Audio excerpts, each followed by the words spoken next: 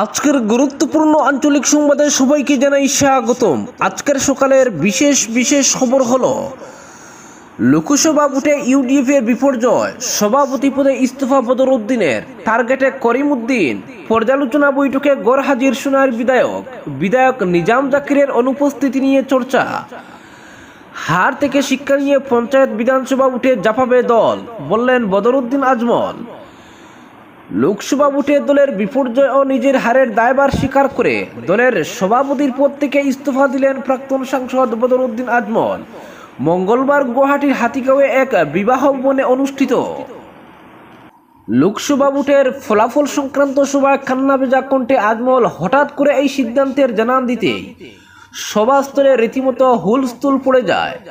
দলের বিধায়ক, কেন্দ্রীয় কমিটি ও জেলা কমিটির পদাধিকারীদের নিয়ে অনুষ্ঠিত এই বৈঠকে একযোগে সবাই আজমলের সিদ্ধান্তে আপত্তি জানান। সিদ্ধান্ত পুনর্বিবেচনার আর্জি জানান সবাই। দলকে রক্ষা করতে আজমলের হাতে ইউডিএফ এর বেতন থাকা আবশ্যক বলে দলের নেতাকর্মীরা তাকে বুঝান। পরে অবশ্য তাদের অনুরোধে বদরউদ্দিন আজমল ইস্তফাপত্র প্রত্যাহার করে নেন। তবে কেন্দ্রীয় কমিটি সহ দলের অন্যান্য শাখা সংগঠন এই মুহূর্তে ভেঙে দেওয়া হয়েছে। গোটা রাজ্যের সংগঠনকে ডেলে সাজানো হবে। এর জন্য এদিন রাতে দলের বিধায়কদের সঙ্গে ফের একবার বৈঠকে বসে 7 সদস্যের আহ্বায়ক কমিটি গঠন করে দেওয়ার কথা রয়েছে বলে দলীয় সূত্রের খবর। তবে এই গুরুত্বপূর্ণ বৈঠকে অনুপস্থিত ছিলেন দলের কেন্দ্রীয় নেতা সোনার বিধায়ক করিমউদ্দিন বাবুইয়া। বৈঠকে দলের কেন্দ্রীয় সহ জেলা স্তরের নেতারা এই বিপর্যয়ের জন্য অনেকাংশেই করিমউদ্দিন বাবুইয়াকে সরাসরি দায়ী করেন। অত্যন্ত রহস্যজনকভাবে দল সুপ্রিমো ডাকা এই পর্যালোচনা বৈঠকে গরহাজির ছিলেন বরাকের দলের 2 বিধায়ক হাইলাকান্দির জাকির হোসেন লস্কর ও আলগাপুরের নিজামউদ্দিন চৌধুরী। বদরপুরের দলের বিধায়ক আব্দুল আজিজ দীর্ঘদিন থেকে অসুস্থ থাকায় রাজনৈতিক কার্যকলাপ থেকে অবশ্য নিজেকে গুটিয়ে নিয়েছেন আগেই। তবে কাটলচূড়ার বিধায়ক সুজামউদ্দিন লস্কর অবশ্য এদিনের সভায় উপস্থিত ছিলেন। লোকসভা ভোটে দুবড়িতে খুদ সুপ্রিমো বদরউদ্দিন আজমল, করিমগঞ্জের শাহাবুল ইসলাম ও নগাঁওয়ে বিধায়ক আমিনুল ইসলামের হার ও দলের বিপর্যয়ের জন্য বিভিন্ন বক্তা 3টি বিষয়কে চিহ্নিত করেছেন। এর মধ্যে রয়েছে ইউডিএফ এর একাংশ বিধায়কের বিজেপি অর্থাৎ শাসক দলের সঙ্গে গোপন বোঝাপড়ার অভিযোগে আজমলের দলকে বিজেপির বি টিম হিসেবে ভোটারদের কাছে চিহ্নিত করা, সংখ্যালঘু ভোটে কংগ্রেসের পক্ষে প্রবল হওয়া, সর্বোপরি বিজেপির বিকল্প হিসেবে ইন্ডিয়া জোটকে সংখ্যালঘুরা প্রাধান্য দেওয়া। এছাড়া দলের নেতা বিধায়ক করিমউদ্দিন বাবুইয়ার রহস্যজনক ভূমিকা, তার শাসক দল প্রীতি। শুধু তাই নয়, ভোটের সময় করিমউদ্দিন বাবুইয়ার হুটার বাজিয়ে পুলিশ এসকর্ট নিয়ে প্রচারে অংশগ্রহণে তার অবস্থান নিয়ে ভোটাররা সন্দিহান হওয়া। তবে এসব বিষয় থেকে ইউডিএফকে উত্তরণের পথ দেখাতে দলকে নতুন করে ডেলে সাজানোর সিদ্ধান্ত নেওয়া হয় এদিনের টানা 7 ঘন্টার সভায় বলে দলীয় সূত্রের খবর। লোকসভা ভোটে দলের বিপর্যয় ও সংখ্যালঘুরা ইউডিএফ থেকে মুখ ফিরিয়ে নেওয়ার কারণ অনুসন্ধানে 2 দিন ধরেই চলছে ইউডিএফ এর কার্যনির্বাহক ও সাধারণ পরিষদের বৈঠক। সোমবার রাতে দলের বিধায়কদের নিয়ে বৈঠকে বসেছিলেন সুপ্রিমো বদরউদ্দিন আজমল। রাত 1টা পর্যন্ত গড়ায় এই সভা। এরপর মঙ্গলবার দুপুর 12টায় দলের জেলা সভাপতি, সম্পাদক সহ কেন্দ্রীয় কমিটির কর্মকর্তা ও দলের বিধায়কদের নিয়ে অনুষ্ঠিত হয় সভা। এই সব সভায় মূলত লোকসভা নির্বাচনে দলের পরাজয় নিয়েই চুলচেরা বিশ্লেষণ হয়েছে। ধুবড়ী লোকসভা কেন্দ্র থেকে টানা 3বার জয়লাভ করার পর এবার রকিবুল হোসেনের কাছে শোচনীয় পরাজয় বরণ করতে হয়েছে বদরউদ্দিন আজমলকে। বরাক উপত্যকার করিমগঞ্জ লোকসভা আসনে একেবারেই ভোট টানতে পারেনি এআইইউডিএফ প্রার্থী শাহাবুল ইসলাম চৌধুরী। কেন হঠাৎ করে ধর্মীয় সংখ্যালঘুরা মুখ ফেরালেন দল থেকে, এর কারণ খুঁজে বের করতেই এই পর্যালোচনা বৈঠক অনুষ্ঠিত হয়। এদিকে সবচেয়ে তাৎপর্যপূর্ণ বিষয় হচ্ছে বদরউদ্দিন আজমলের কাছের মানুষ হিসেবে পরিচিত সোনার বিধায়ক করিমউদ্দিন বাবুইয়া অনুপস্থিত ছিলেন এই বৈঠকে। সোমবার রাতের বিধায়কদের বৈঠকে গরহাজির ছিলেন তিনি। দলে যে তার গুরুত্ব থাকছে না কিংবা উত্থাপিত অভিযোগের বিষয় নিয়ে তার কাছে জুৎসই কোনো জবাব না থাকার কারণে কি দলের বৈঠকে করিমউদ্দিন বাবুইয়া গরহাজির ছিলেন, এমন প্রশ্ন উঠছে রাজনৈতিক মহলে। এদিকে এদিনের বৈঠকে দুর্নীতি আজমলের হারের জন্য কংগ্রেস সাংসদ রকিবুল হোসেনকে কোনো মাইলেজ দেয়নি ইউডিএফ। সভায় বিভিন্ন বক্তা জানান, মূলত গোটা দেশে বিজেপিকে প্রতিহত করতে সংখ্যালঘুদের মধ্যে কংগ্রেসের পক্ষে যে সহানুভূতির হাওয়া বইছিল ধুপড়িতে এই হাওয়ায় বর করে পাড়ি দেন রকিবুল। এদিকে সভায় বক্তব্য রাখতে গিয়ে বদরুদ্দিন আজমল বলেন, ইউডিএফ শেষ হয়ে গিয়েছে বলে দলের শত্রু যারা উৎফুল্লিত তাদের খুশি বেশি দিন থাকবে না। পরাজয় থেকে শিক্ষা নিয়ে দল নতুন উদ্যমে জনসংযোগে নামবে। পঞ্চায়েত ও বিধানসভা ভোটে সাফল্য আসবে বলে আশাবাদী আজমল জানান, পরাজয় ও বিপর্যয়ের কারণ অনুসন্ধান করা হবে। দলের মধ্যে থাকা বিশ্বাসঘাতক গদ্দারদের চিহ্নিত করে তাদের বিরুদ্ধে শাস্তিমূলক ব্যবস্থা গ্রহণ করা হবে বলেও জানান বদরুদ্দিন আজমল। এদিনের বৈঠকে করিমগঞ্জ দলের বিপর্যয় নিয়ে বিস্তারিত আলোচনা করেন দলের হাইলাকান্দির জেলা সভাপতি আইনজীবী আব্দুল হোসেন লস্কর ও করিমগঞ্জের জেলা সভাপতি আব্দুল আজিজ তালুকদার। উপস্থিত ছিলেন প্রার্থী শাহাবুল ইসলামও। অপরদিকে মা বিপদনাশিনীর পুজো দিয়ে রাস্তার বিপদ কাটানোর প্রার্থনা নীলামবাজারবাসীর। দুর্ঘটনা প্রবণ বেড়াজালে ইসলাম ধর্মাবলম্বীদের দোয়া প্রার্থনা। বেড়াজালে পরপর সংঘটিত হওয়া দুর্ঘটনা এড়াতে সনাতনীদের মা বিপদনাশিনী বর্ষা। সমতলে চলছে ইসলাম ধর্মাবলম্বীদের দোয়া প্রার্থনা অনুষ্ঠান। নীলামবাজারের অভিশপ্ত বেড়াজালে বিপদনাশিনী পূজায় ব্যাপক সাড়া। সনাতনীদের বিশ্বাস মতে মা বিপদনাশিনীর কৃপায় এড়ানো যেতে পারে বেড়াজালের ভয়াবহ দুর্ঘটনা। মুসলিমরাও বেড়াজালের দুর্ঘটনাস্থলে দফায় দফায় সম্মিলিতভাবে দোয়া মুনাজাতের মাধ্যমে দুর্ঘটনা প্রতিরোধের কামনা করেছেন ঈশ্বরের কাছে। নির্ধারিত সূচি অনুযায়ী মঙ্গলবার সকাল থেকে বিপদনাশিনীর পূজার্চনা ঘিরে বেড়াজালে রীতিমতো উৎসবমুখর পরিবেশ সৃষ্টি হয়।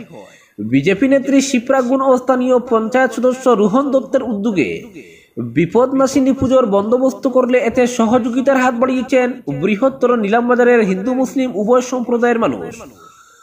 দূর দূরান্ত থেকে সামিল হয়েছেন বহু মানুষ। দুপুর 12টা থেকে পুরোহিত মন্ত্রপাঠের মধ্য দিয়ে শুরু হয় বিপদনাশিনীকে তুষ্ট করার পূজার্চনা চলে একাধিক কর্মসূচির মাধ্যমে।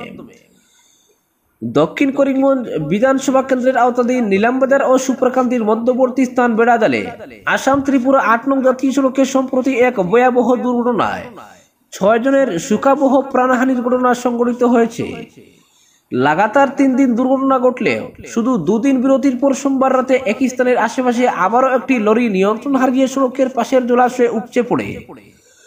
গতকাল নীলামবাজার মেইন রোড ও কালীবাড়ি রোড ছাড়াও সন্ধ্যার দিকে সুপ্রাকান্দিতে সহ পৃথক পৃথক 3টি দুর্ঘটনা সংঘটিত হলে বহির্রাজ্যের 2 বাইক আরোহী সহ মোট 6 জন গুরুতর জখম হয়েছেন।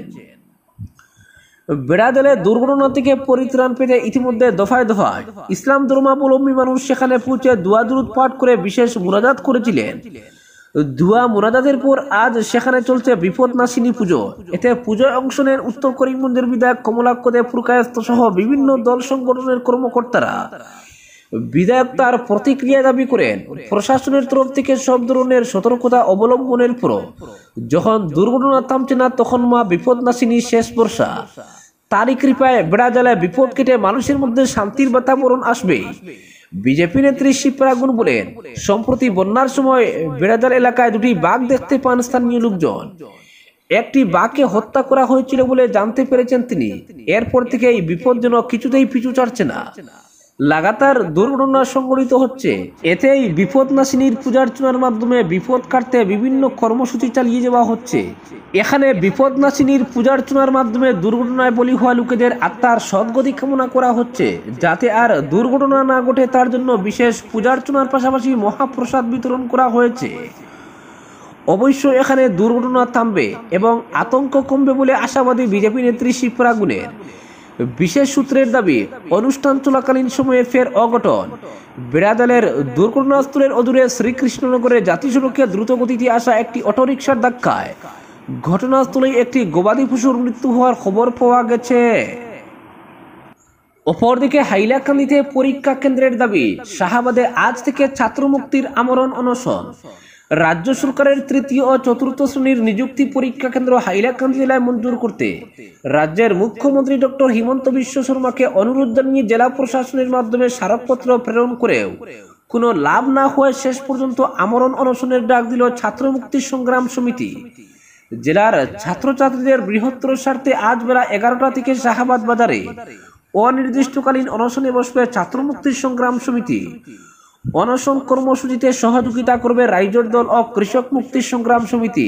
এক বিবৃতিতে অনশন ধর্মঘটকে সফল করে তুলতে জেলার প্রতিটি দল সংগঠন জেলা প্রত্যেক শিক্ষাপ্রেমী জনগণের সহযোগিতা কামনা করেছেন রাইজোর দলের কেন্দ্রীয় সম্পাদক জহির উদ্দিন লস্কর, কৃষক মুক্তির জেলা সভাপতি হিমাংশু গোস্বামী, সাধারণ সম্পাদক ফরিদ উদ্দিন লস্কর, ছাত্র মুক্তির জেলা সভাপতি জহিরুল ইসলাম মজুমদার, সম্পাদক খাইরুল ইসলাম বড়ভূইয়া প্রমুখ। ফরিদ উদ্দিন লস্কর জানান, প্রায় এক সপ্তাহ আগে জেলা প্রশাসনের মাধ্যমে মুখ্যমন্ত্রীর উদ্দেশ্যে স্মারকপত্র পাঠিয়ে হাইলাকান্দি জেলায় পরীক্ষা কেন্দ্র মঞ্জুরির দাবি জানানো হয়। ডিডিসি এলডার ফাইনের মাধ্যমে স্মারকপত্রটি মুখ্যমন্ত্রীকে প্রেরণ করা হয়, কিন্তু কোনো ধরনের ফলাফল আসেনি।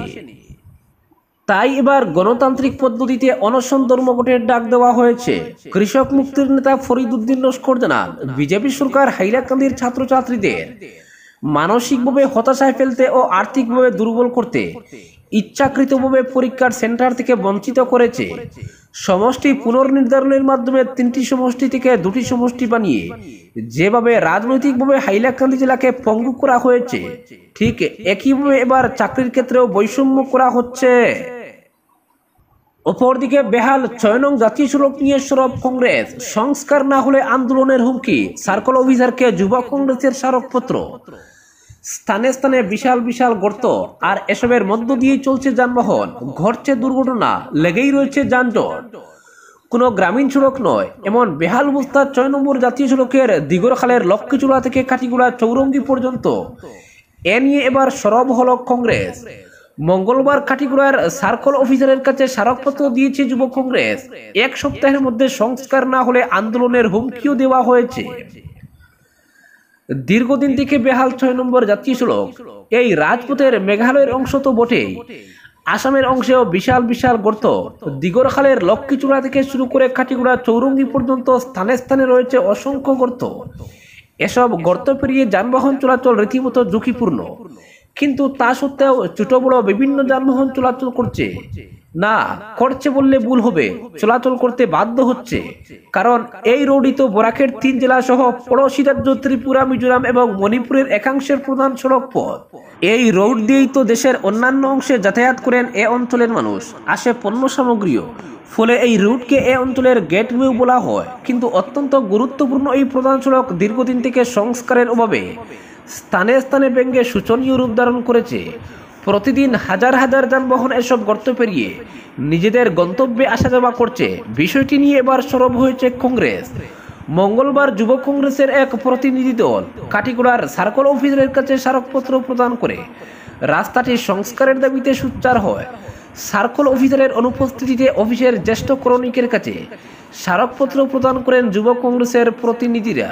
পরে সংবাদ মাধ্যমের সঙ্গে কথা বলতে গিয়ে কাছাড় জেলা কংগ্রেসের সাধারণ সম্পাদক সন্দীপ দাস, যুব কংগ্রেসের সাধারণ সম্পাদক সৈয়দ আনোয়াররা বলেন, রাস্তার বেহাল অবস্থার জন্য এ অঞ্চলের মানুষের চলাচল দুষ্কর হয়ে উঠেছে। দিগরখাল, গুমরা, কালাইনবাজার, কাটিগুড়া, চৌরঙ্গি সহ বেশ কয়েকটি স্থানের অবস্থা ভয়ঙ্কর। আর এতে যেমন দুর্ঘটনা ঘটছে, তেমনি সৃষ্টি হয়েছে যানজট। তারা জানান, এক সপ্তাহ সময়সীমা বেঁধে দিয়ে স্মারকপত্র প্রদান করা হয়েছে। নির্ধারিত সময়সীমার মধ্যে NHIDCL কর্তৃপক্ষ রাস্তা সংস্কার না করলে পথে নামতে বাধ্য হবে কংগ্রেস। সর্বস্তরের মানুষকে সঙ্গে নিয়ে গড়ে তোলা হবে বৃহত্তর আন্দোলন। পরে কালাইন বাজার তেমাতায় গিয়ে রাজপথে দাঁড়িয়ে এ নিয়ে নিজেদের ক্ষোভ প্রকাশ করেন যুব কংগ্রেসীরা। এদিন স্মারকপত্র প্রদানের সময় প্রতিনিধি দলে অন্যান্যদের মধ্যে ছিলেন গুলজার হোসেন বড়ভূইয়া, আব্দুল বাসিত, জমির আহমেদ, কালাইন জিপির প্রাক্তন সভাপতি মৃদুল কান্তি চক্রবর্তী প্রমুখ। আজকের বিশেষ সংবাদ এখানেই সমাপ্ত।